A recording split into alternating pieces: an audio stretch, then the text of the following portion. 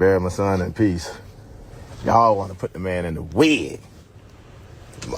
I ain't letting no preacher stand up. Ain't no ordained, anointed preacher gonna do that. Stand up with no man and preach in the wig. Stop it. Welcome. Before we get started, I want to make sure that we take our time to send our thoughts and our prayers to the family. This is not an easy thing that they're going through. Having to lose someone so young with so much potential and so much promise within their life is extremely sad. On top of someone deciding to take his life, now the family is going back and forth for the whole world to see. So I want to make sure that we take our time to show honor and respect to him and to his family. But something did come out of this, not just the fact that he lost his life, which is horrific, but a conversation has come up that regards the dead wishes versus the wishes of the living. Let's just get into the video. 21-year-old influencer Girl La La La was killed over the weekend after an argument with her boyfriend allegedly turned violent. Deputies found her in Lauderdale Lakes Friday night in a passenger seat of a vehicle with gunshot wounds. Her boyfriend, Shanoid White Jr., was arrested at the scene and a firearm was recovered. He is currently being held on a charge of first-degree murder with a firearm. Girl La La La was a beloved creator and figure within the South Florida trans community, and a huge dedicated fan of the rapper JT, who ultimately donated $5,000 to help cover her funeral costs. And bury my son in peace. Y'all want to put the man in the wig. I ain't letting no preacher stand up. Ain't no ordained, anointed preacher gonna do that. Stand up with no man and preach in the wig. Stop it. Y'all doing this for the show. Y'all ain't worried about my son's soul. Please, I ask y'all to have Friday. I'm gonna get a word, Girl La La. Whatever y'all want, Girl La La La. I don't know him as that. I ain't taking that from his followers, from his crowd, none of that. Y'all can have that. Put him in the wig. The viewing is open for the public. Come see him. I ain't taking the opportunity from y'all. I don't want none of his followers, likes, none of that. The funeral Saturday. Put my son in the pot smoke, braids with a sharp tape, or afro for the last time. I ain't attending no funeral with my son that God gave to me as a boy in no wig. I ain't attending no funeral. I'm not attending no funeral like that. I ain't being held accountable. You can. This not your funeral. You didn't die. Because when he was alive walking around with a wig, you didn't take care of him. When you found out he was gay, you wasn't around. Now he gay dead. You got so much say so. At the end of the day, everybody got their own beliefs. Respect Girl La La. If y'all knew that she wanted to die with a wig and want to go in with a wig, let her go in with a wig. Everybody got their own religion. Girl La La knew that the Bible said man and woman. So, you guys heard that, but what I want to do is I want to take it back a little bit. I'm going to start with the dad. Let's start with him. I want to put the man in the wig. I ain't letting no preacher stand up. Ain't no ordained, anointed preacher gonna do that. Stand up with no man and preach in the wig. Stop it. Y'all. So you can see here, based on what he's saying, that he's clearly not approving of his son who has been unalived by someone they had a relationship with, been unalived, and he's saying that he's not going to let no preacher, and won't no preacher want to stand over his son dressed like a woman. Whoever don't know, men are not supposed to wear women clothes that pertain to them, and women are not supposed to wear men clothes that pertain to them. On top of being in homosexual relationship, those are other things that the scriptures talk about that are forbidden. So based off of what he's saying, it looks like the father clearly is not in agreement with his son lifestyle. And now that he is passing, he doesn't feel that it would be right for him to be sent off wearing a wig. And not only that, he feels like even a pastor trying to officiate the funeral with him like that would be difficult. Now, I know the world we live in 2025, that's not necessarily true. There are a lot of ministers and pastors that will not mind. There are homosexual pastors that are in active relationships and actively conducting church services in homosexual relationships. So I do not believe that it will be any problem at all with them finding someone that is in that particular type of relationship or that condones that type of behavior. So that part, I think my opinion is he is embarrassed by it. I believe that he is embarrassed that his son would be sent off in a wig and makeup and a dress and all that stuff. I think he would be embarrassed by it. And just imagining some pastor standing over him officiating that is crazy to him. And he doesn't even think it's possible. But no, it is. It's definitely possible. Doing this for the show. Y'all ain't worried about my son's soul. Please, I wanted to point something out too, not to, to drift too much, but he said, you guys are not worried about my son's soul. What he doesn't understand is his son is already gone. Whatever choices your son made, based off of what he believes, and from what I'm seeing, what he believes is if his son is involved in any type of homosexual lifestyle, his soul is most likely condemned. So it sounds like he's thinking, if I could just bury him the way that God gave him to me, which is a young man, not a young girl, then that will help his soul. But no, if you believe that homosexuality is a sin and you believe that your son was actively committing that sin, I can't tell you where anybody is going. I'm not God. God knows our heart.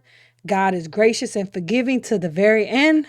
So I can't tell you where Girl Lala is. But what I could say is anyone who is actively in a homosexual relationship, anyone who is actively saying, I want to be the opposite of what God has made them and partake in sin and do not repent, that's the key, repent before they leave this earth, their soul, according to the Bible, is condemned.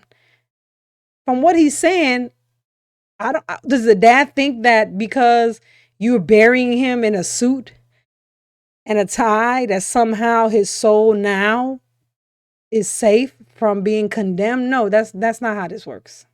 ask y'all to have Friday. I'm going to get a word, Girl Lala, whatever y'all want, Girl Lala. I don't know him as that. I ain't taking that from his followers, from his crowd, none of that. Y'all can have that. Put him in the wig. The viewing is open for the public.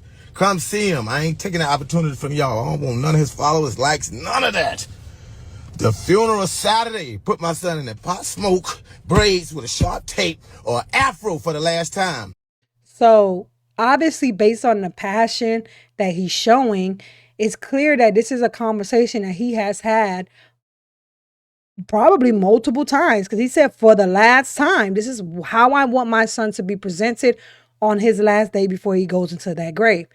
Now, one thing I got to say, and I'm going to give him respect for this, he's willing to compromise. And that's what a lot of people don't understand. We don't compromise as much as we should in marriages and relationships, even with our own children. He's willing to compromise. He's saying, hey, look, I'm his father. And what a lot of people got to understand is Girl Lala was not legally married.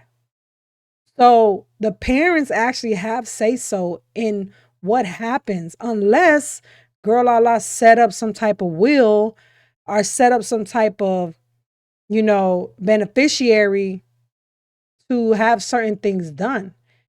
So if that didn't take place, the parents have the say so in what takes place with this burial. So therefore, or the person that's paying for it. I know a rapper did donate some money, but the point is, if the parent is saying, I brought this child into this world, I raised this child up till they became an adult, and I am telling you that I'm going to compromise. He can be in his wig and his dress. You guys can come to the viewing and celebrate, but when the casket is closed, I want him in a suit, and I want him, I don't want him in a wig. To me, I feel like So me, and again, this is me. I'm not the family. I'm not girl la la. So I don't know. Unless it was a will or something, I think that's a good compromise. He's willing to say, hey, meet me in the middle. And the thing is, the casket is closed. What a lot of people don't understand is death is for the living. I mean, death is for the living. Funerals are for the living. Funerals are not for the dead. They are gone. They are dead. They are gone. No matter what you guys do or don't do, it is not going to affect Girl Lala in any way at all. You know, he's gone. He's not coming back. And I'm not trying to be, disrespectful or not show any type of compassion towards the family. I'm not trying to do that, but I'm trying to be real. He's not coming back. So any choices you make, it really just affects the living. So if the Father who brought him in this world says, hey, let's compromise. If this is what he really said, again, I don't know. This is going on his words. I think that we should compromise. Now, that's just me. I ain't attending no funeral with my son that God gave to me as a boy in no wig. I ain't attending no funeral. I'm not attending no funeral like that. I ain't being held accountable. You can. Now, I want to point something out before we get to her video. He said, I am not going to be held accountable, but you can. So what is he saying?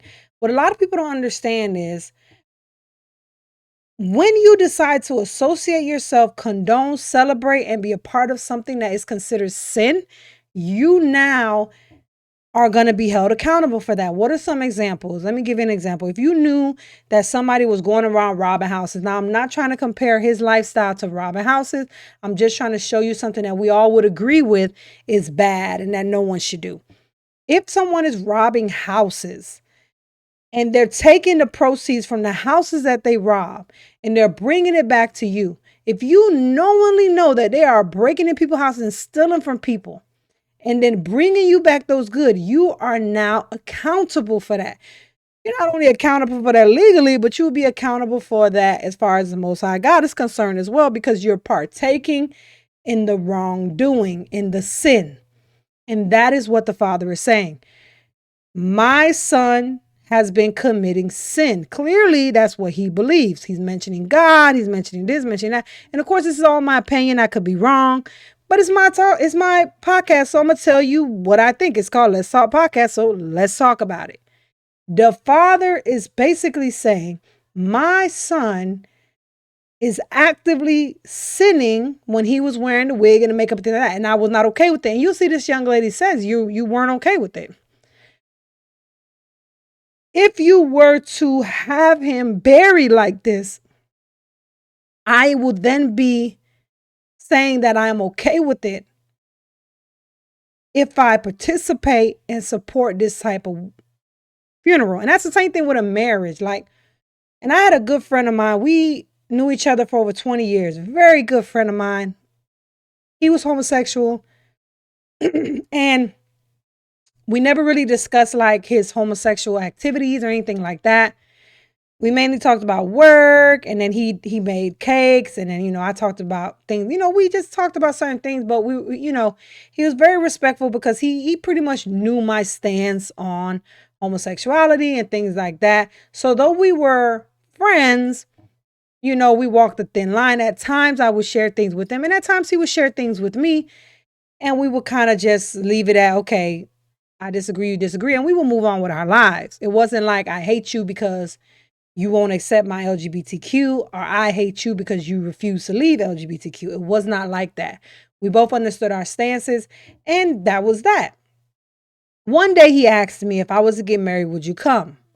And I told him that I would not. And he really was hurt. Even though he knew where I stood, he still felt as if the friendship that we had was strong enough to where I would be willing to put aside my religious beliefs in order to support him in his relationship. And I told him I cannot do that. Anyone who's asking you to put aside your morals and values and your religious beliefs in order to accommodate their lifestyle and their choices is not a good person. Because if I'm not asking you to put away your values and your morals, why are you asking me to put away mine? Girl Lala made a choice. He wanted to wear wigs. He wanted to wear makeup. That was his choice. His father was not okay with it, so they probably didn't have a relationship based off of what this young lady is going to say.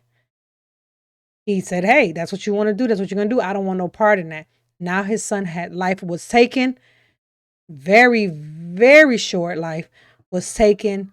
And he's saying, hey, let's compromise for the viewing. You guys can do this. But when he goes into that ground, I want to come to the funeral. I don't want to be participating in that. Can you guys do this? And if that's how the conversation went, I feel like that's a good compromise. This not your funeral. You didn't die. Because when he was alive, walking around with a wig, you ain't take care of him. Because he wasn't okay with that. That's what people don't understand. If a person is living a lifestyle that you do not agree with and that goes directly against your beliefs, you can't expect that person to overlook it just because you're their child. Just because you're my child, I'm not going to say, well, you know what? You want to be a girl or you want to be a boy or you want to be in a homosexual relationship, I'm going to support. No, it doesn't matter. I don't care nothing about no blood. I love my kids and I love my husband. But if they're going to be condoning something that is considered sin or something that goes against what God says, I can't participate. You can choose to live however you want to live. I'm not going to be sitting there trying to beat no Bible inside your head. I'm not going to be coming to you saying, Lord, come to the Lord, come to the Lord. You know the truth. And she says it herself. You know the truth. You know what's right. You know what's wrong. You're choosing to make a choice. Make your choice. Just don't ask me to participate in it. That's it. So if the dad did say, I'm going to step back, he has every right to do that, because if it goes directly against his morals and his beliefs, he has a right to do that, child or not. And that's what we don't understand. The scriptures say that if you love me more than father, mother, or child, you are not worthy of me. And that's what we don't understand. We think that we can just take all the blessings and all the good things that come with being a believer and being saved. When we're at our lowest moment, when we're falling apart, when we need all the support we can get, we are constantly taken from God. But when it comes to the love for him, we're willing to put people over him. And that's not how this works. If the Most High says you're not supposed to be doing something and you know someone you love is doing it, you say, hey, I can't be a part of this. Each party needs to respect each other and go their separate ways. When you found out he was gay, you wasn't around. Now he gay dead. You got so much say so. But he's his father. He has to say so. Again, unless he had a will that said, this is the beneficiary, this is the person that's going to decide the choices for me. If that's the case, then yeah, the dad doesn't have a say so. He just got to sit down, shut up, and either come or don't come, and that's it. But if he doesn't have that, and this is his father, I don't know if this young lady got any kids, but if this is his father, regardless of him disagreeing with his lifestyle, he is his father. He brought him into this world. Therefore, if he decides, I don't want something, unless girl Lala has some other stuff set aside to say, hey, this is what I want, then y'all got to respect that, because that's his father. So yeah, this is not his funeral. She's right. But he's his father. Period. You don't have a say so. The father has a say so. I don't have a say so. The world don't have a say so. He's his father. Regardless, he has a say so because he is his father. I'm going to keep saying that. He's his father. So you're saying, oh, now you want to say something. He's his father. That's what you're not understanding. So I don't know if you got kids or not. I don't know if you raise children or not, but this is father. And if the father says, I'm going to compromise with you, I'm going to do this, but we're not going to do that, it needs to be respected. Unless there was something else written down and set up, it needs to be respected, period. And you shouldn't be online. And if you look at some of her other videos, she says, oh, why am I getting called? Why is it online? But then you're going online and spreading it even more. You're complaining about them being online, talking about the situation, while you then go online and talk about the situation. You're doing the very thing that you're condemning them for doing.